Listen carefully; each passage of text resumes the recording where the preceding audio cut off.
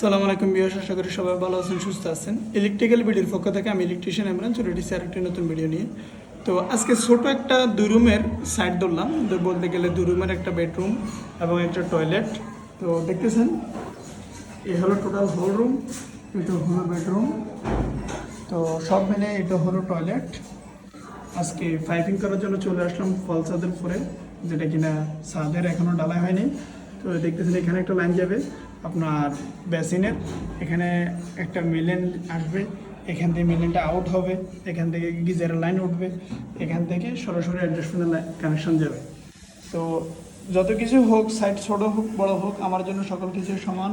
কারণ এখন বাংলাদেশের প্রেক্ষিতে আমি যেহেতু এলাকাতে এখন নতুন আছি, ছোট থেকে ইনশাল্লাহ মানুষ বড় হয়, কারণ আমি আগের চিন্তা করলে হবে না।